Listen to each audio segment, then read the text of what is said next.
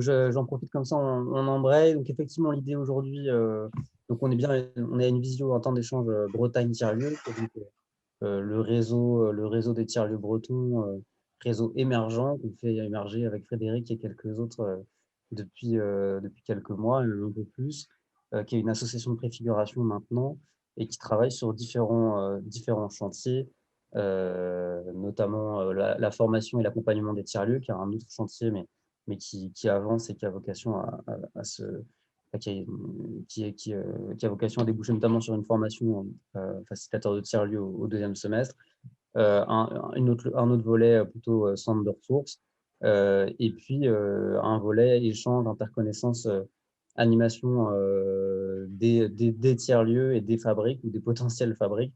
Et c'est clairement dans ce chantier-là qu'on co-anime avec Frédéric, qu'on se situe aujourd'hui. Donc, on a commencé des rencontres thématiques et au gré des échanges qu'on a eus avec les compagnons de route du réseau, on s'est rendu compte que le sujet des fabriques était un sujet d'intérêt commun pour beaucoup de tiers-lieux bretons.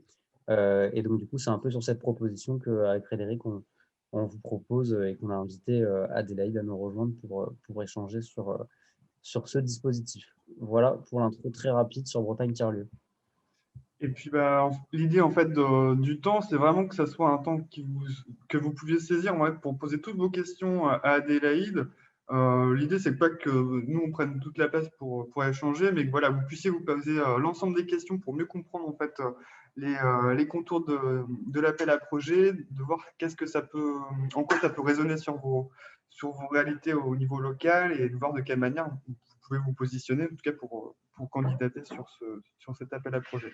Donc voilà, je ne vais pas être trop long. Adélaïde, je vais te laisser la parole pour que tu puisses te présenter, nous dire d'où tu viens et nous préciser finalement quelle est l'intention de cet appel à projet fabrique de territoire, et aussi nous expliquer ce que c'est une fabrique de territoire, parce qu'il y a eu plusieurs vagues et il y a eu des évolutions, en tout cas dans les intentions de départ. Voilà. Donc c'est à toi.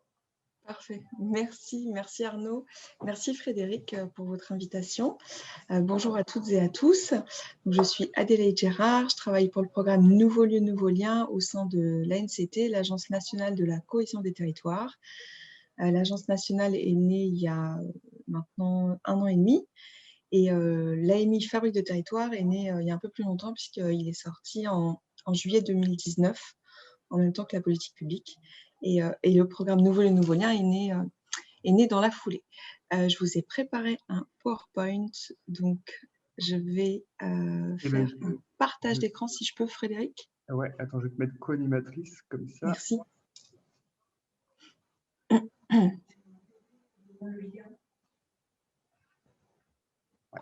Merci.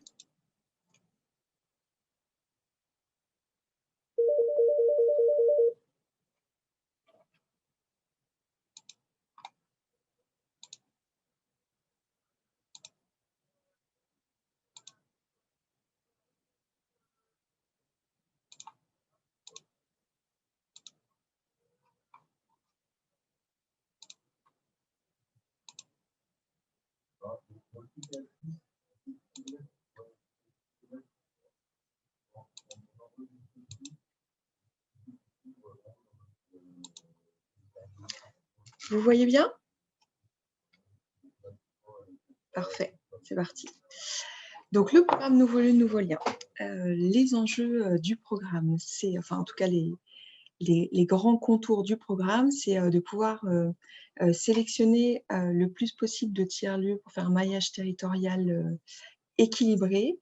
C'est donner les moyens aux tiers-lieux de diversifier leurs revenus. Donc, on s'est aperçu, après une étude, j'aurais dû commencer par là d'ailleurs, le programme France Tiers-Lieux, l'AMI Fabrique de territoire, l'association France Tiers-Lieux et le Conseil national des tiers-lieux sont nés donc, en juillet 2019 suite à la remise d'un rapport de Patrick Lévy-Weitz sur les tiers-lieux, qui est allé à la rencontre de plus de 1000 tiers-lieux, 1800 tiers-lieux à l'époque, et qui, du coup, a remis un rapport circonstancié qui a permis de faire naître des outils pour permettre la durabilité des tiers-lieux, puisqu'on s'est rendu compte que donc, les tiers-lieux étaient à la fois à la recherche d'un modèle de gouvernance, d'un modèle économique, étaient peu visibles parfois du grand public, avaient sa propre communauté, mais n'étaient pas forcément en lien avec les institutions. Et l'idée, c'était vraiment de permettre de donner à voir, de rendre visible, public, lisible les activités, les différentes activités des tiers-lieux. Donc, la définition n'est toujours pas établie, mais le programme Nouveau lieu, nouveau lien, donc c'est ce que je vais vous présenter là, maintenant, s'est arrêté sur la définition des fabriques de territoire. J'y viens juste après. Mais l'idée, c'est vraiment de permettre à l'ensemble du territoire de bénéficier de l'intérêt des tiers-lieux, ces espaces multi-usages, multi-publics, multi-passages, de faciliter la professionnalisation. Donc là, on est plus dans le rôle de France Tiers-Lieux, mais avec lesquels on travaille en étroite collaboration et avec aujourd'hui Bretagne Tiers-Lieux. Et puis, c'est d'impliquer les partenaires publics et privés. Ça, c'est vraiment un rôle que l'on accompagne, nous, auprès des préfectures de région et des préfectures de département. Donc, les outils, je passe rapidement dessus, je viens de vous en parler. Donc, l'association France Tiers-Lieux, l'AMI. On a eu un tout premier AMI dont en Bretagne, Concarlab a été lauréat, c'est l'AMI Fabrique numérique de territoire. Les fabriques numériques donc, sont spécifiquement en quartier politique de la ville et accompagnent à l'utilité. En fait, le programme aussi, tout au départ, est né au sein de l'agence du numérique avant d'intégrer l'Agence nationale de la cohésion des territoires. Donc, il y a un enjeu très fort de réduire la fracture numérique dans ces espaces, d'être à la fois un lieu d'accompagnement. Donc, vous verrez sur plein de thématiques très variées, mais vous verrez aussi que le numérique reste un outil qui accompagne toutes ces transformations. Nous, on voit les fabriques, et je vous parlais aussi des hyperliens, je vous ai mis le lien en fin de slide, vous verrez, donc pour valoriser et informer et faire visiter les tiers-lieux. Donc, j'allais venir à la slide trop vite. Donc, voilà. L'AMI Fabrique de territoire, c'est la sélection donc, de 300 fabriques de territoire pour une enveloppe de subvention de 45 millions d'euros, avec donc 150 fabriques sélectionnées en quartier politique de la ville et 150 en zone rurale, hors des grands centres urbains. Et on favorise là donc, les zones très rurales, les territoires fragiles dans leur ensemble. Donc 150 politiques de la ville et 150 hors des grands centres urbains, ça veut plutôt dire dans les zones très rurales, dans les zones montagnes, les territoires d'outre-mer et tous les territoires fragiles que l'on a pu repérer au sein de l'agence et grâce aux remontées des territoires. Donc 45 millions d'euros qui s'échelonnent sur 3 années. C'est maximum 50 000 euros par an, donc sur 3 ans, avec une évaluation tous les ans. Alors, sauf pour l'année dernière, qui est une année particulièrement complexe. Donc, c'est plus un point d'étape pour cette précédente année, avec donc une grille d'évaluation qui a été co-construite avec les fabriques qui ont participé à sa rédaction. Et d'ailleurs, j'en viens de suite au sujet principal. Donc, une fabrique, c'est quoi? Donc, dans le cadre de l'AMI Fabrique de territoire, et donc pour le programme Nouveau lien et la NCT, c'est avant tout, donc c'est évidemment un tiers-lieu, donc il faut un lieu établi avec des activités diverses et variées, une communauté, un public, des besoins, donc un diagnostic territorial, et particulièrement un rôle de lieu ressource. Donc lieu ressource sur son territoire, évidemment auprès de ses publics, et surtout un rôle de lieu ressource. C'est ce qui n'avait pas été peut-être si bien compris au départ dans l'AMI, et donc c'est un sujet sur lequel nous on a beaucoup travaillé et beaucoup communiqué. Rôle de lieu ressource auprès de la communauté des fabriques. L'idée des fabriques de territoire, c'est de faire monter en compétence l'ensemble des tiers-lieux et de faire profiter à l'ensemble des expériences, des expertises, des écueils, des échecs, pour essayer de faire monter en compétence l'ensemble de la communauté. C'est évidemment un lieu qui propose de nouvelles formes d'apprentissage. Donc on l'a vu dans la définition que nous, on a choisi de retenir, mais qui est connue maintenant pour les tiers-lieux, c'est l'apprentissage par le faire. Donc c'est le rôle des Fab Labs, c'est le rôle des nouvelles propositions d'éducation, de l'éducation populaire par exemple, que l'on peut retrouver dans ces espaces. Et puis, je vous le disais tout à l'heure, c'est un lieu pour la montée en compétences numériques. Donc, c'est un lieu d'accompagnement, un lieu d'accès aux droits, c'est un lieu qui peut proposer des services d'intérêt généraux. C'est un lieu qui va vous accompagner à vous réapproprier à la fois, évidemment, l'espace public et les communs et les outils numériques au service des transitions numériques, écologiques et sociétales qui sont actuellement en cours. On a donc aujourd'hui sur les 300 fabriques, 218 fabriques de territoire sélectionnées. On a donc une communauté animation, dont je vous ai fait un zoom sur donc l'association France Tiers-Lieux, évidemment les têtes de réseau régionales, dont Bretagne France Tiers-Lieux fait partie, les ateliers pair à pair. Donc ça, c'est vraiment le partage de connaissances, de bonnes pratiques entre fabriques, et des copiles régionaux et nationaux, et surtout, bien sûr, une rencontre annuelle des fabriques qui nous permet de travailler et d'avancer sur des thématiques diverses et variées, comme le modèle économique, l'agriculture urbaine, les liens entre les tiers-lieux en zone très rurale et en quartier politique de la ville. Voilà, on a plusieurs thématiques comme ça. Si j'ai le temps, à la fin, je vous en reparlerai, mais vous avez déjà une vision ici. Je vous ai mis, peut-être que ça peut vous aider à vous renseigner sur les caractéristiques des projets qui candidatent à l'AMI Fabrique de Territoire. Donc, c'est principalement des associations. On a aussi des portages. Dans l'AMI, sont privilégiés les consortiums. Parce que souvent, sur un tiers-lieu, vous avez plusieurs associations, plusieurs porteurs de projets. Et l'idée, c'est vraiment de créer des consortiums, des collectifs, des assemblées pour faire émerger des projets collectifs et collaboratifs. Donc, des intercommunalités, des établissements publics, quelques sociétés, principalement des SIC, et pour les domaines d'activité, donc qui rejoignent aussi nos thématiques abordées lors des ateliers pair à pair. Donc, vous avez surtout évidemment des lieux de télétravail, des lieux de services publics, des lieux de résilience alimentaire et de transition écologique, de la démocratie participative et de la gouvernance partagée, bien sûr du lien social, de l'inclusion numérique, et des services de continuité pédagogique et d'expérimentation qu'on peut retrouver dans les Fab Labs. Pour ce qui est de la région Bretagne, je vous ai donc fait un zoom sur la carte que vous pouvez retrouver en lien sur notre site internet. Pareil, je vous ai mis le lien à la fin. Donc, nous avons eu pour le moment presque 50 dossiers déposés pour la région Bretagne sur les 1000 dossiers reçus, et 12 fabriques labellisées. L'AMI, je vous fais une petite aparté sur le tempo de l'AMI. Donc, c'est en fait un AMI qui est ouvert au long cours, qui se terminera à la fin de l'année 2021, sans doute en septembre d'ailleurs, sans doute le 30 septembre pour être précise.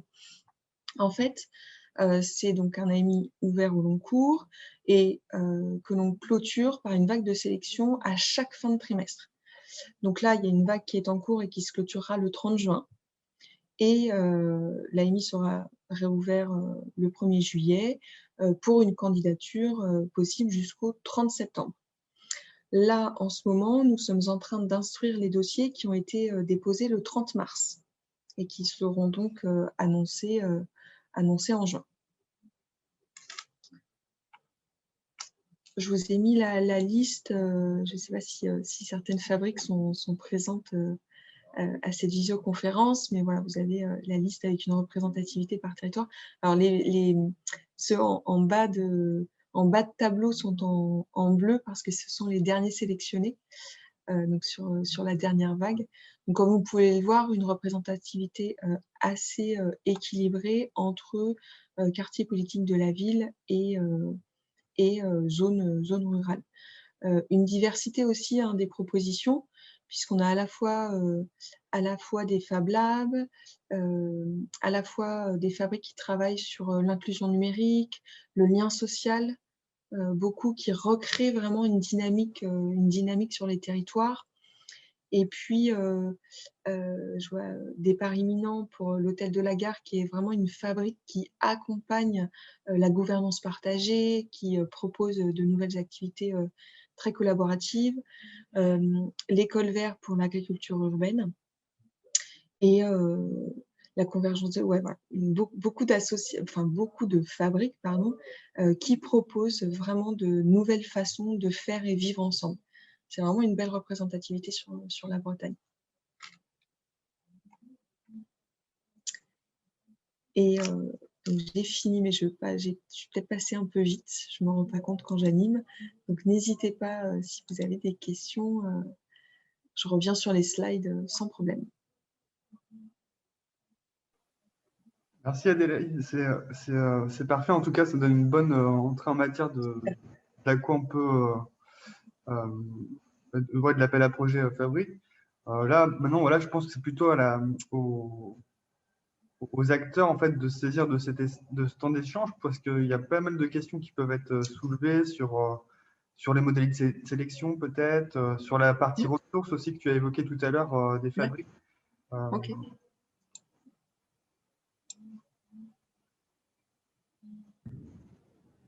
Bon, je vais repréciser les critères de sélection et puis, Ouais. s'il y a des questions, vous n'hésitez pas à m'interrompre. Donc, l'AMI Fabrique de Territoire, donc c'est écrit dans le cahier des charges que vous pouvez retrouver sur notre site internet. L'AMI Fabrique de Territoire, il s'appuie sur 5 critères. 5 critères qui sont essentiels dans l'analyse. Je peux peut-être aussi vous dire comment ça se passe pour l'analyse. Donc, on reçoit vos dossiers. Le programme Nouveau lieu, nouveau lien et service instructeur. Donc, on fait une première lecture de vos dossiers que l'on instruit selon 5 critères. L'ancrage territorial, la gouvernance partagée et la démarche collaborative, l'offre de services diversifiée, le modèle économique, parce que l'enjeu de cette AMI, c'est que les fabriques sélectionnées soient pérennes à l'issue des 3 ans d'expérimentation avec nous. Donc, on regarde comment est-ce que vous équilibrez votre modèle sur les 3 années. Comment est-ce que vous diversifiez votre modèle? Est-ce que c'est essentiellement du public? Est-ce que c'est du public-privé?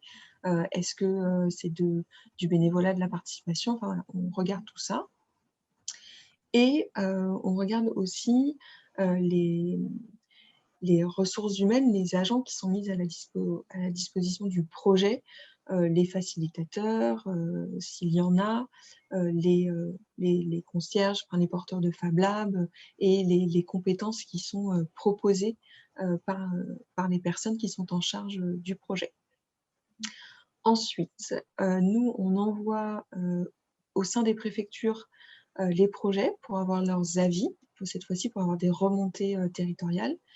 Et puis, on partage la liste des candidats aux têtes de réseau sur chaque région pour aussi avoir leurs avis dans la structuration des régions, dans la structuration des tiers-lieux et des réseaux de tiers-lieux dans les régions. Avec toujours ce même objectif, donc la pérennité, la durabilité à la fois de vos fabriques, de vos tiers-lieux et des réseaux régionaux pour structurer la filière. Encore une fois, c'est vraiment l'enjeu principal de tout ça. Lieu ressources, ensuite, comment est-ce que ça se définit? C'est qu'est-ce que vous mettez à contribution du pot commun. En fait, c'est comment est-ce que vous partagez, comment est-ce qu'on crée des communs entre les fabriques et à plus grande échelle avec France Tiers-Lieux, entre les tiers-lieux et les fabriques. C'est vraiment, voilà, partager vos bonnes pratiques, partager vos écueils. Comment est-ce que comment est-ce que vous racontez quelle démarche vous avez eue, par exemple, pour démarcher les entreprises de votre territoire ou les institutions publiques. Qu'est-ce que vous avez fait? Qu'est-ce qui a marché? Qu'est-ce qui n'a pas marché? Évidemment, chaque démarche s'adapte à son territoire et donc aux institutions présentes, aux personnalités présentes, que ce soit dans les entreprises, que ce soit dans les institutions ou dans les publics accompagnés. Mais vous avez évidemment forcément rencontré une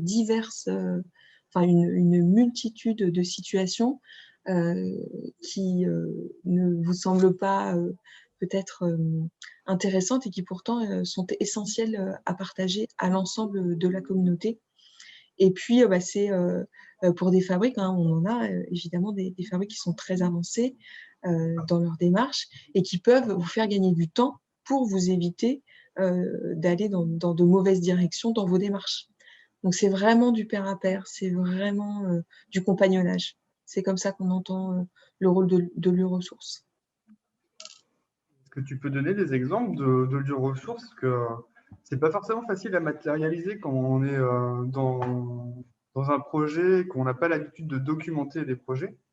Moi, je le dis parce que du coup, je fais partie d'un centre ressources. C'est notre boulot Bien sûr. En fait, Bien sûr.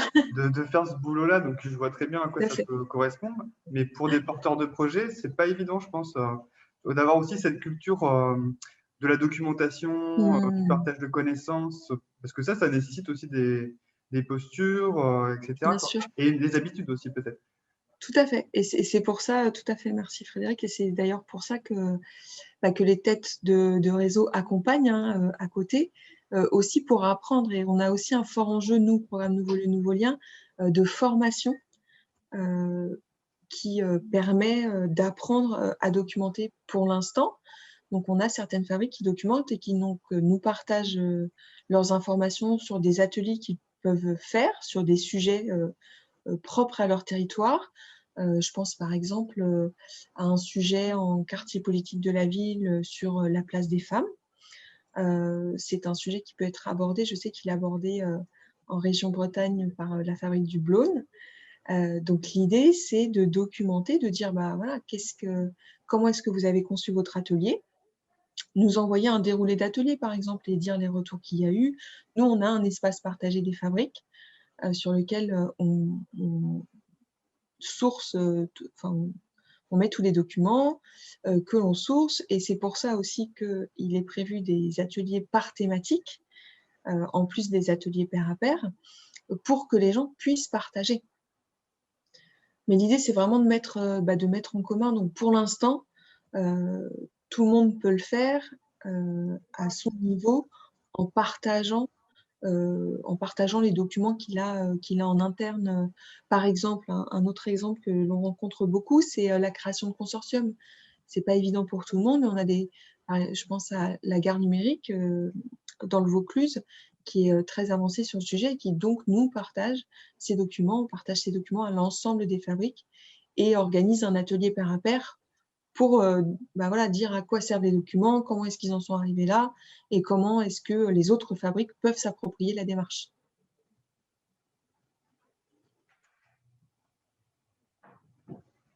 Super. Est-ce qu'il y a des questions on a Adélaïde avec nous encore une vingtaine de minutes sur des questions sur les candidatures, sur les Oui, critères. moi j'en aurais une. Adélaïde, en fait, on peut enlever ton partage peut-être d'écran? Oui, ça marche. Tac.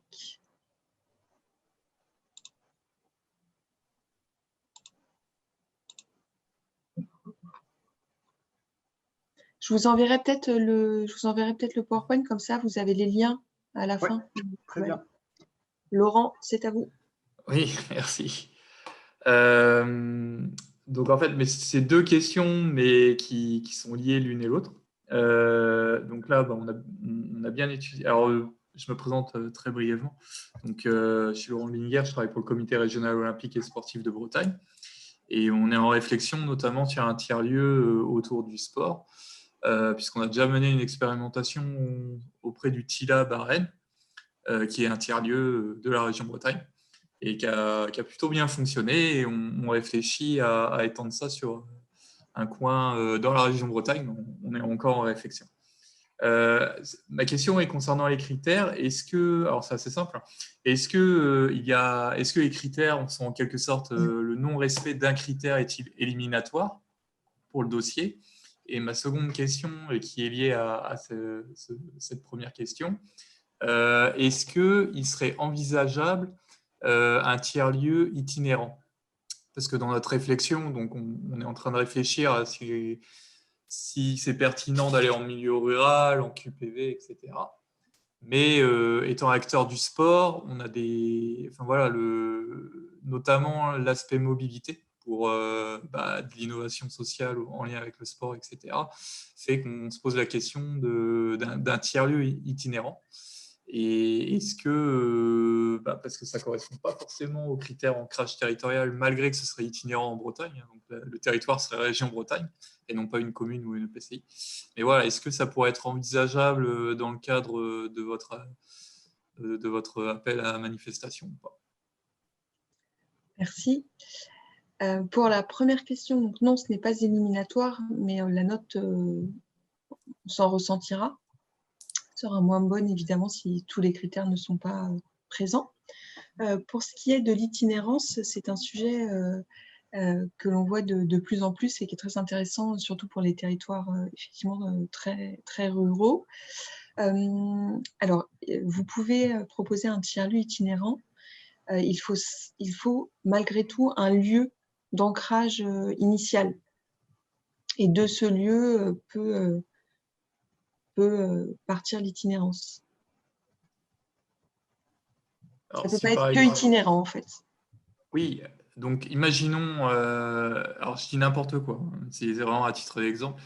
Imaginons, comme je vous l'ai évoqué, par exemple, on a fait une expérimentation au TILAB. On imagine que le TILAB, ce serait ce lieu d'ancrage. Imaginons, on a ce lieu d'ancrage, et à partir de ce lieu d'ancrage, on aurait une espèce de caravane, ou je dis n'importe quoi, qui permet de se déplacer sur l'ensemble de la région de Bretagne. Ça vous... Ok. Ça, c'est bon. On a déjà, la gare numérique dont je vous parlais tout à l'heure, fait ça. Et ce ne sont pas les seuls. On a un autre projet à Nîmes. Ça fonctionne. Alors après, je peux peut-être aussi proposer un avis, un regard aussi là-dessus, quoi. Je pense qu'il faut faire attention aussi à la notion de communauté. Parce que c'est aussi ça qui fait que le tiers-lieu, il est vivant et qui répond à un besoin du territoire. Tout à fait. Laurent, quand tu poses la question du TILAB, le TILAB, c'est un labo en fait, de recherche en gros partagé entre la Bretagne et les services de l'État, la région Bretagne et les services de l'État en région. Je ne suis pas certain en fait qu'il ait cette dimension-là, quoi. Il a plutôt une dimension d'incubateur. Je ne pense pas que ça soit un lieu qui fasse résonner la communauté par rapport au sujet que tu abordes, quoi, du coup. Je pense tout à fait.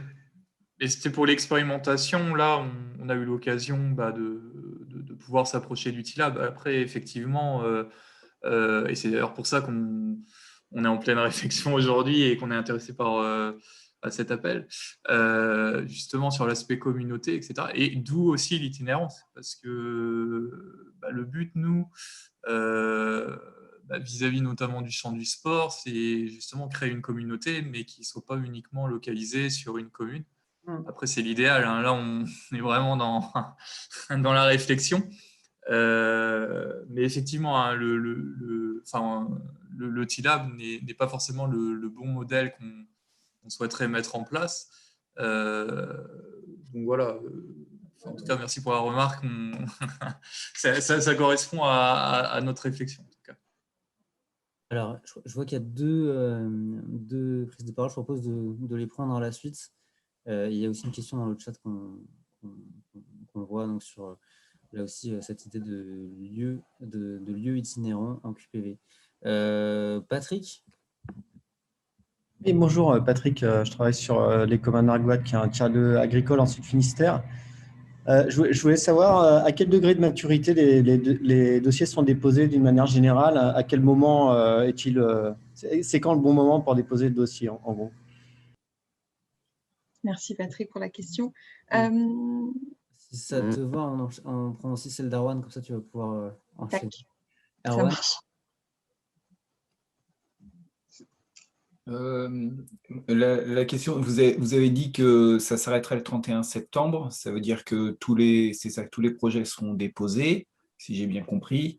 Nous, on est peu avancé parce que je viens d'arriver sur le poste. Est-ce que ça vaut le coup de faire une lettre d'intention ou quelque chose pour le 31 juin pour informer qu'il y a quelque chose qui est en cours ou non, ou de préparer quelque chose que pour le 31 septembre, pardon.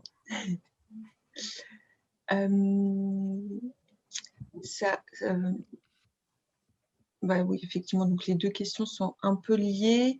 Il est préférable d'avoir une communauté déjà établie, un projet déjà assez solide pour déposer sur ces dernières vagues. Pour autant, on a aussi des projets en construction. Il est quand même malgré tout essentiel d'avoir un lieu défini pour pouvoir déposer sa candidature.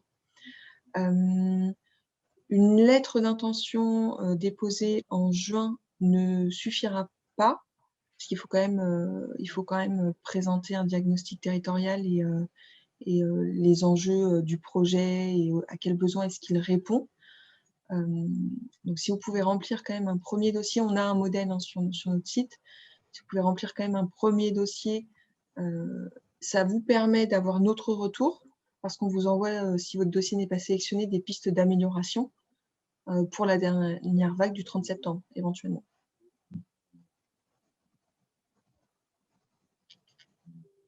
Je vois une question dans le chat aussi. Un lieu d'ancrage QPV itinérant avec 2 autres lieux, oui, bien sûr.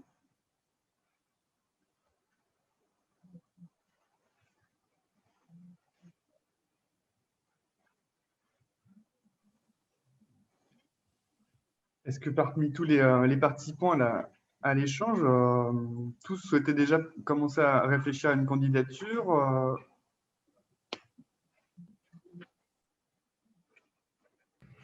Ouais, ben nous probablement qu'on déposera un dossier là pour les communs Nargoat. Simplement, on est encore en discussion avec la SAFER. En fait, le terrain n'est pas encore acquis.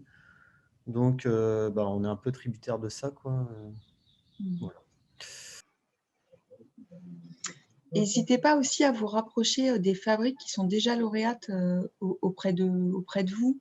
Ça permet d'avoir leur retour d'expérience, ça permet d'avoir leurs avis et leur accompagnement. C'est aussi dans la démarche. Voilà, c'est important, donc vous pouvez les contacter. Sinon, j'avais une autre question sur l'aspect numérique, parce qu'en fait, donc, dans la présentation que vous avez faite, vous parlez vous dites qu'en fait, l'enjeu de la réduction de la fracture numérique, c'est fort. Mais en fait, quelque part,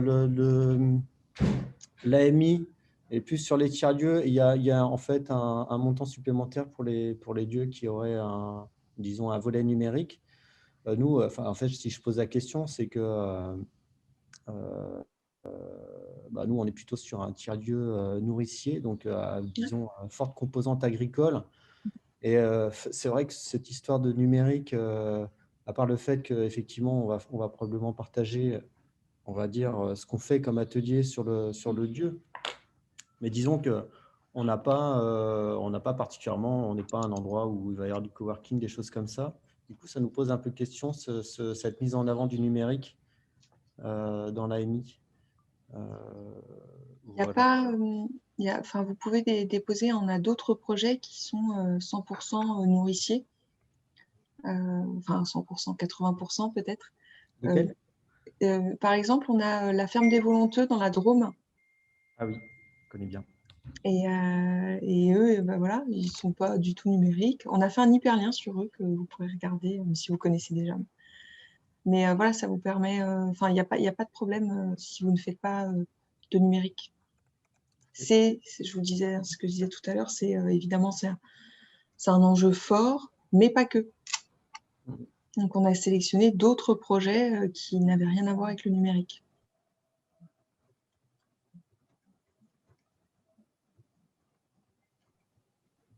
Bonjour. Nous avons un projet, enfin nous projetons en tous les cas de candidater pour le mois de juin. Nous sommes en Bretagne, à côté de Brest, à Plougastel-Daoulas. En fait, on a deux questions. Alors, une petite question par rapport au dossier de candidature. On voudrait savoir quel est le degré de formalisme de ce dossier en termes de nombre de pages, en termes… voilà, donc est-ce qu'il y a un format qu'il faut absolument maintenir ou est-ce qu'on a libre, on peut proposer quelque chose de… qui sort un petit peu de ce cadre-là. En fait, on vous propose, nous, un format défini donc, sur notre site internet. C'est vraiment pour vous aider à contenir vos idées, parce que souvent, on reçoit des dossiers, enfin, ça peut nous arriver de recevoir des dossiers de 70 pages. Trop d'infos tue l'info. L'idée, c'est vraiment de faire ressortir, on met une limite de 10 pages. Évidemment, vous pouvez dépasser, mais il faut que ce qui dépasse apporte vraiment de l'information complémentaire. D'accord. Et ensuite, il faut bien que vous pensiez à nos critères de sélection. Donc, on lit votre dossier et voilà, on fait ressortir, nous, les grandes lignes. Donc, encore une fois, le dossier est calibré et c'est une proposition qu'on vous fait pour faciliter la rédaction. Mais si vous avez d'autres façons de rédiger, il n'y a aucun problème. D'accord, merci. Et ma deuxième question, alors, nous comptons mettre en place un consortium avec la municipalité. Est-ce que vous avez besoin d'un document? Quel type de document pour… alors, il n'est pas encore établi, on doit créer le consortium. De quoi vous avez besoin, donc? D'une lettre d'engagement de la collectivité. Une lettre d'engagement, ça suffit? Une lettre d'engagement de la collectivité et puis de nous expliquer rapidement la démarche que vous mettez en place, les étapes et la façon dont vous allez organiser le consortium. D'accord, merci. Et troisième point, désolée, je viens d'arriver là maintenant et donc je n'ai pas pu entendre le début de votre conversation, mais je vois dans le chat qu'il y a une question, enfin un mot sur le lieu. Nous n'avons pas de lieu définitif, on a un lieu actuellement donc, qui est un espace de coworking. Est-ce que ça peut être un frein, le fait qu'on ne sache pas de manière définitive où est-ce qu'on va être? Oui, ça peut être un frein.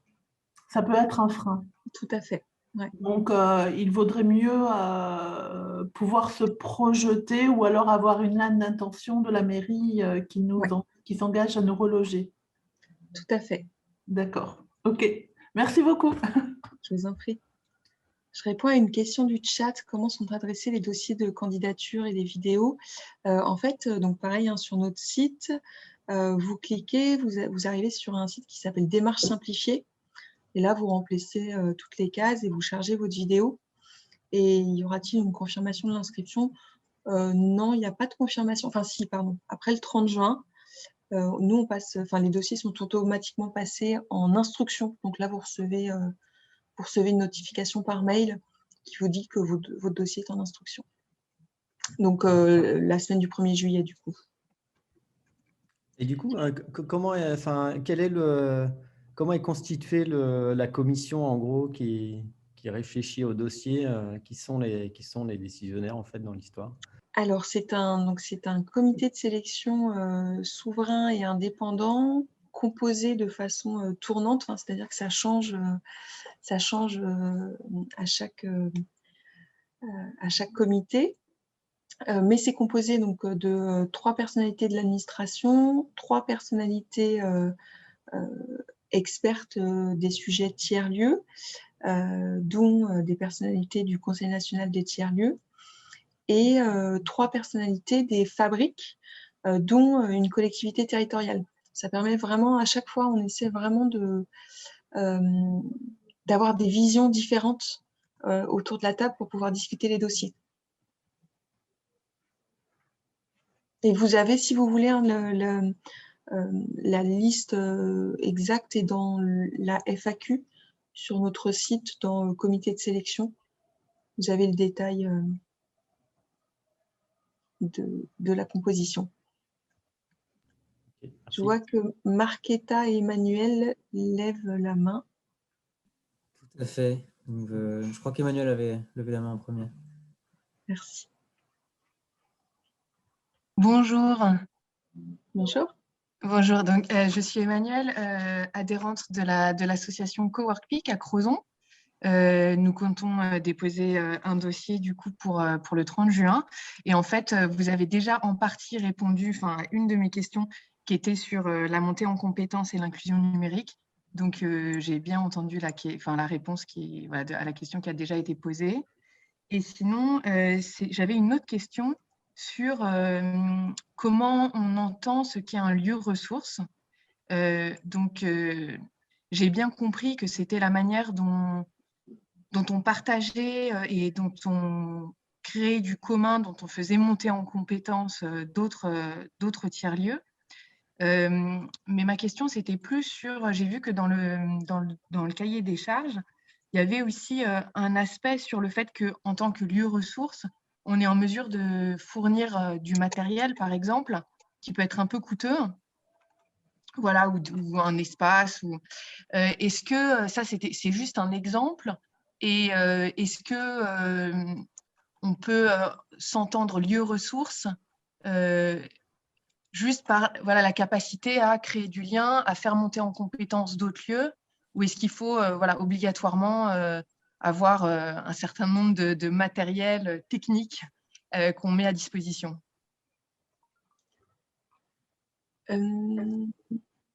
J'ai pas compris la question. Voilà. Donc, dans le cahier des charges, il est indiqué que en tant que rôle de lieu de ressource, il y a marqué vous pouvez accueillir des activités, des ateliers avec du matériel coûteux, etc. Ce que proposent notamment les femmes. C'est quoi matériel coûteux? J'imagine, je ne sais pas. Il y a marqué matériel coûteux dans le cahier des charges? Oui. Oui, comme des imprimantes 3D, j'imagine, ou du matériel que peut-être un membre de la communauté ou une personne ne peut pas forcément avoir une imprimante 3D. Donc, le lieu fournirait ce matériel. En tout cas, c'est inscrit des ateliers avec du matériel coûteux. Du coup, je me disais, est-ce que c'est un exemple ou c'est indispensable de mettre à disposition du matériel technologique, technique que des gens ne pourraient pas. Vous êtes Fab Lab? Non. Bon, non. Donc, vous n'avez pas de matériel coûteux? Oui, mais non, voilà. Justement. Ok, d'accord. C'était juste pour être. Ok. C'était juste pour être sûr que ça ne soit pas un critère éliminatoire. Non. C'est pas à mon avis. Oui, Arnaud, vas-y, pardon. J'en profite parce que je vois que l'heure passe et on a pas mal de questions. Je propose d'enchaîner avec Marquetta, puis Sophie. Donc Marquetta, vas-y, je t'en prie. Yes, merci beaucoup Arnaud, merci à tous et merci pour la présentation, c'est fort utile. Donc je suis Marquetta Sutkova, je suis présidente de l'association MAD à Brest. Nous sommes porteurs d'un projet de tiers-lieu d'une MAD, Maison de l'alimentation durable à Brest, comme un lieu expérimental de la démocratie alimentaire. Nous faisons partie nous sommes membres du réseau de tiers-lieux Bretagne Tiers-lieux et nous allons donc déposer une candidature en septembre. Et ma question est toute simple. Nous faisons par ailleurs partie d'un collectif qui a déposé et qui a été lauréat, qui s'appelle le Vieux-Dit à Brest. Et donc, les financements qui ont été obtenus pour l'animation de cette démarche collective avec d'autres structures brestoises autour des transitions.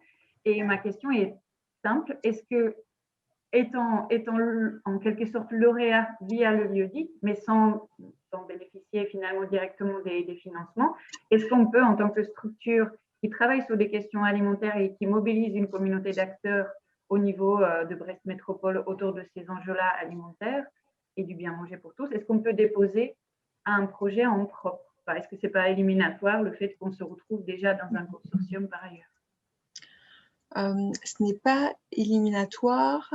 En fait, ce que nous, on regarde quand je vous parlais tout au début de maillage territorial, l'enjeu, c'est vraiment d'avoir une couverture territoriale la plus équilibrée possible. Donc, si vous démontrez la complémentarité de votre projet avec le projet déjà sélectionné, la communauté, les enjeux, encore une fois en lien avec le diagnostic territorial, alors ce n'est pas éliminatoire. D'accord, super. Bonne nouvelle. Merci beaucoup. Je vous en prie. Arnaud, Frédéric, si ça vous va, je peux prendre la dernière question de Sophie. Après, je suis désolée, je serai obligée de… Pas de souci. Et nous, on se fera le relais, en fait, s'il y a d'autres questions, Ouais, etc. bien sûr. L'idée, c'est aussi que les acteurs tiers-lieux de Bretagne puissent aussi échanger entre eux. Donc, Tout à fait. on est à votre disposition pour faire les relais, quoi. Donc, à toi. Sophie. Oui, bonjour, donc Sophie. Je suis porteuse de projet avec la municipalité sur une petite ville en ruralité. Merci déjà pour tout ce que j'ai entendu. Moi, j'avais une question pour bien préciser, parce que c'est un espace de coworking en fait, mais je pense que c'est à bien distinguer de ce qui est fabrique de territoire, c'est-à-dire tout ce que vous appelez Fab Lab. Donc, je voulais être sûre qu'en fait, en étant que coworking avec un appui numérique, c'était bien éligible. Voilà, cette candidature était éligible. Quant à être ressource pour d'autres projets émergents, c'est à terme. Je veux dire, ça ne peut pas être au moment de la naissance ou de la création d'un nouveau lieu. Est-ce que je me fais bien comprendre? Tout à fait. Vous voulez déposer un dossier pour un coworking? Voilà, c'est ça, oui. Alors, ça ne correspondra pas à l'AMI Fabrique de Territoire, parce qu'un coworking n'est pas un tiers-lieu. Un tiers-lieu, c'est un espace qui propose différentes activités. C'est un espace multi-usage, multi-public, multi-passage. Et un coworking unique ne remplit pas le cahier des charges.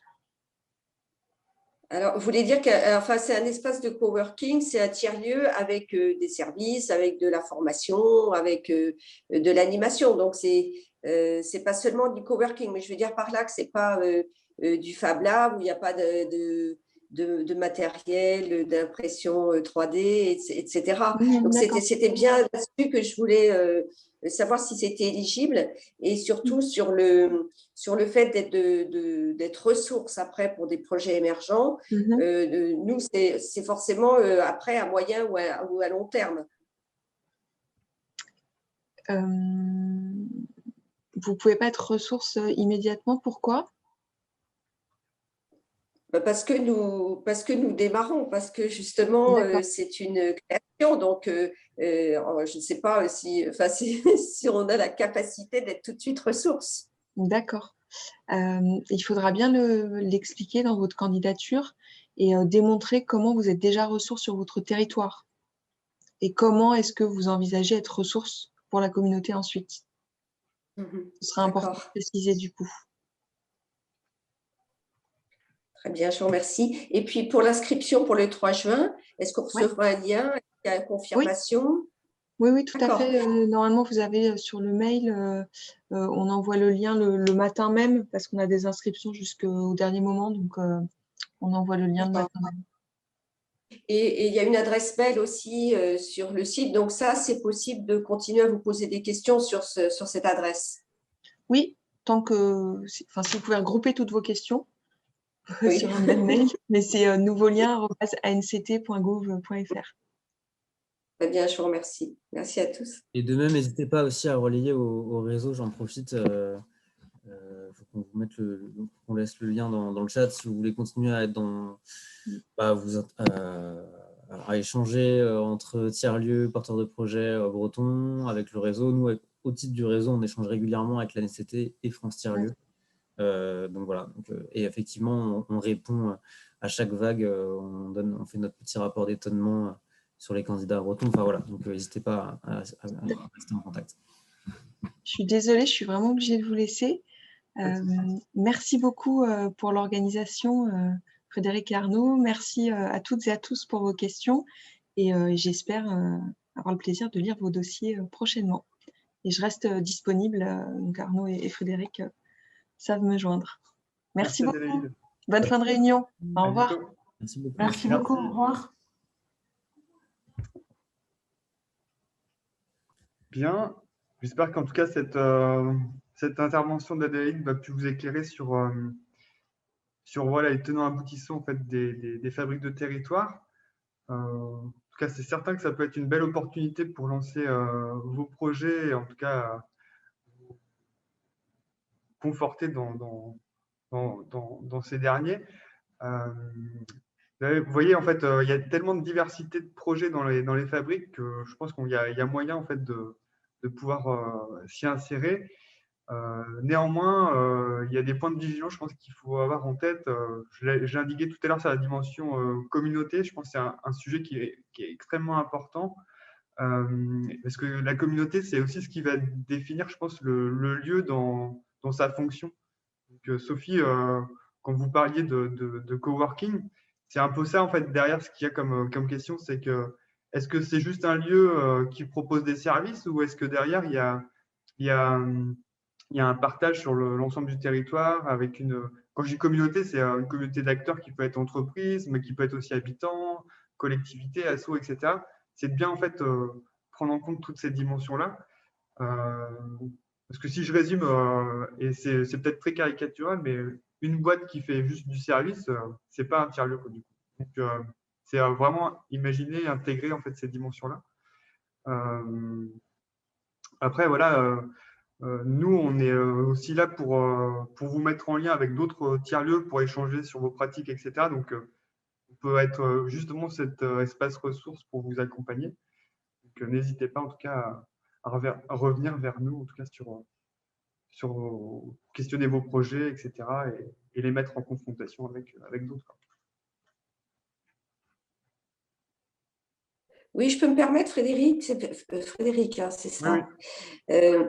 Justement, enfin, c'est pas toujours facile de distinguer les divers intervenants et les diverses ressources. Il y a Bretagne Tiers-Lieu, il y a Bretagne Coworking, il y a vous, Réseauville. Effectivement, à qui je dois m'adresser pour avoir pour nous aider à construire notre projet et nous donner le maximum de chance. Alors en fait, Bretagne Tiers-Lieu en fait fédère en fait plein d'acteurs ressources aujourd'hui. Donc Réseauville en fait partie, Bretagne Coworking aussi. Donc la CRES également est partie prenante. Donc en fait, on s'est tous mis autour de la table pour porter cette réflexion d'être ressources en fait sur les territoires. Mais du coup, on n'est pas que des réseaux. En fait, il y a aussi des tiers-lieux, des fabriques qui sont aussi membres de Bretagne Tiers-Lieu. Donc, en intégrant Bretagne Tiers-Lieu, vous avez en tout cas une réponse en tout cas coordonnée et un partage d'informations qui peut vous faciliter justement vos réflexions. Donc, c'était ça en fait l'idée, c'était d'avoir une entrée unique et avec des gens qui discutent et qui dialoguent. Voilà. Ok, merci. Donc Arnaud a mis les coordonnées de Bretagne Tiers-Lieu en mail. Et après, on a différents supports, les réseaux sociaux, LinkedIn aussi, Facebook, qui peuvent être aussi des espaces pour partager de l'info, etc.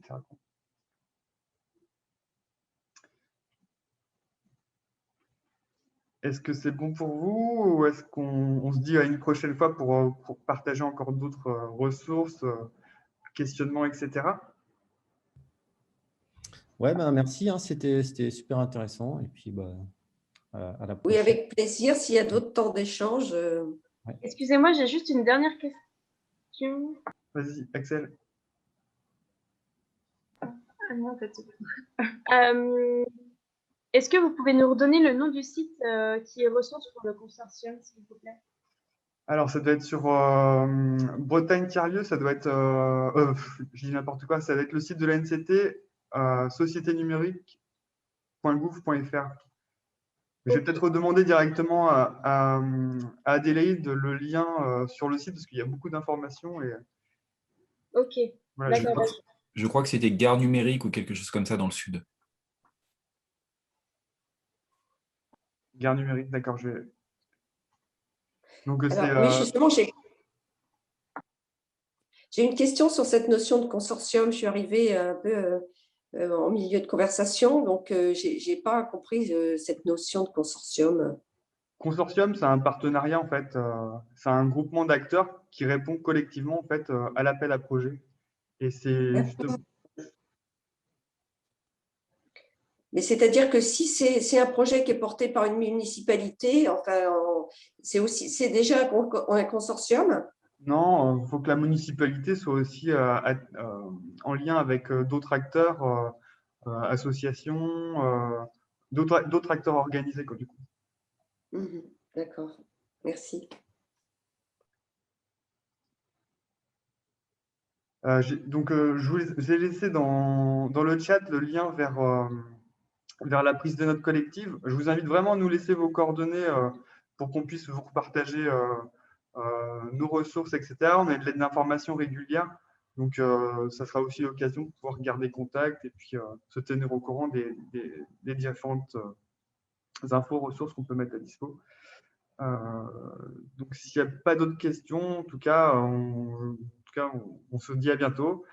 Puis, au plaisir de vous accompagner sur vos projets, en tout cas. Merci. Salut tout le monde. À bientôt. Merci à vous, en tout cas. Bonne journée. Ouais.